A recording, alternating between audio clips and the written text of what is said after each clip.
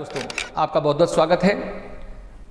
अब तक हम फ्री एस्ट्रोलॉजी कोर्स में राशियों का प्रभाव कुंडलियों पर कैसे पड़ता है और ग्रहों का प्रभाव कुंडली पर कैसे पड़ता है, कितना पड़ता है, ये हम देख चुके हैं।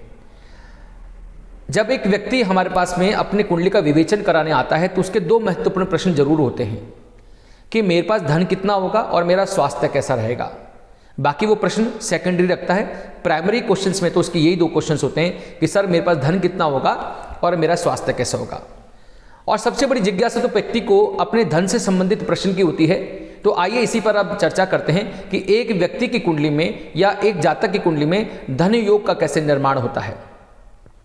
देखिए, धन योग का निर्माण होना वो इतना इंपॉर्टेंट है, तो यह बात भी इतनी इंपॉर्टेंट है कि वो धन भाव कितना स्ट्रांग है। अब धन भाव का बलाबल कितना है, उस धन भाव पे पड़ने वाले मित्र ग्रहों का बलाबल कितना है, उस भाव के स्वामी का बलाबल कितना है, कितने मित्र ग्रहों की दृष्टि उस भाव पर पड़ रही है या उन कितने पाप ग्रहों की दृष्टि उस भाव पर पड़ रही है, क्योंकि ये धन की क्वांटिटी को कम ज़्यादा करेंगे। अच्छे मित्रों का सहयोग मिल गया, साथ में बलाबल का अच्छा समागम हो गया तो धन का योग अच्छा हो जाएगा। लेकिन अगर इसके विपरीत पाप ग्रहों का या शत्रु ग्रहों के दृष्टि बल मिल गया या दृष्टि मिल गई हो या कोई धन भाव से संबंधित ग्रह पीड़ित हो गया हो, नीच का उच्च का, ये सब चीजें धन भाव की धन के क्वांटिटी को बताती हैं कि वो कितना कम या ज्यादा रहेगा। अब दोस्तों, अभी स्टार्ट करते हैं कि कुंडली में हम धन भाव धन योग कैसे देखते हैं। आइए स्टार्ट करते हैं। स्क्रीन पे दिख रहा होगा धन योग। हमारी कुंडली का दोस्तों जो द्वितीय भाव होता है, द्वितीय भाव हमारी कुंडली का और 11वां भाव हमारी कुंडली का, वो धन योग को निर्माण करता है, धन योग का निर्माण करता है। ठीक है, अभी मैं बताऊंगा बिल्कुल एक एग्जाम्पल के तौर पर। अब साफ ध्यान रखिए, जैसे मैं एक कुंडली बना लूं यहां पर, तो एक कुंडली बनाता हूं मैं दोस्तों। यहां पर देखिए,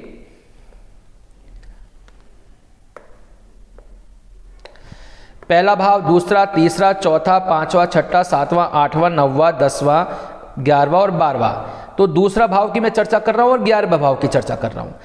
दोस्तों ये तो हमारा लगन भाव है, पहला भाव है, तो इस पहले भाव को हम बहुत महत्वपूर्ण मानते हैं। और हमारा जो त्रिकोण भाव है 1, 5, 9, ये त्रिकोण भाव है। ये क्या है दोस्तों? त्रिकोण भाव है। ठीक है, अब इसके बाद करते हैं हम इन भावों का संबंध कैसे धन के साथ में स्थापित करेंगे। आइए देखते हैं, जरा देखिए दोस्तों। सबसे पहला आपको मैंने बताया कि अगर दूसरे भाव का संबंध त्रिकोण भाव से हो गया, जिसको हम लक्ष्मी स्थान बोलते हैं, तो धन का योग बन सकता है। दूसरे भाव का संबंध यदि भाग्य भाव, इसको भी त्रिकोण भाव बोलते हैं, धन का भाव भी बोलते हैं, लक्ष्मी स्थान बोलते हैं, तो अगर यहाँ से संबंध बन गया तो धन का योग बन सकता है। अगर सेकंड का यानी धन का संबंध अगर हमारे 11वें भाव से बन गया तो ये भी अच्छे धन योग का निर्माण करता है। और धन भाव का संबंध हमारे लगन से ही हो गया। किससे हो गया? हमारे लगन से हो गया। तो दोस्तों ध्यान रखिए, धन का निर्माण होता है।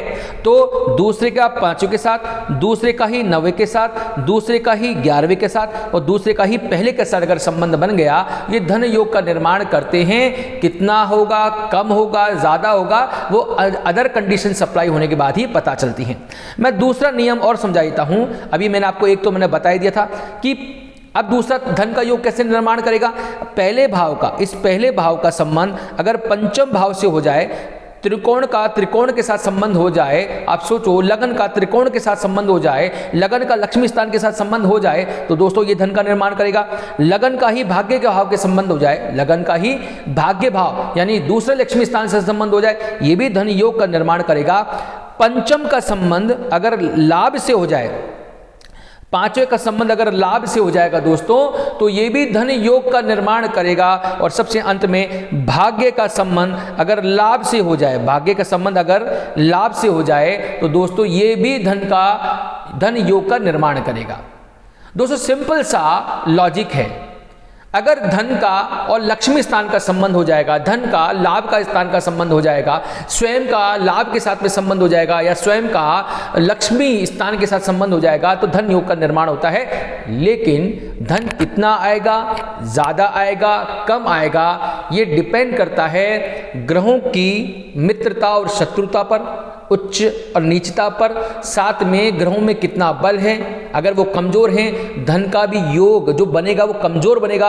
अगर वो मित्र ग्रह का बलाबल अच्छा है, भाव का बलाबल अच्छा है, उन भावों से संबंध होने वाले ग्रहों का बलाबल बहुत अच्छा है, तो ये धन योग का निर्माण थोड़ा स्ट्रांग बनेगा। इस चीज़ को अपन को ध्यान में रखना चाहिए।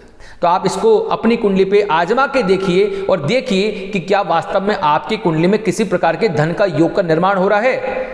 अगले वाले वीडियो में मैं राजयोग का निर्माण करके बताऊंगा। तब तक के लिए नमस्कार।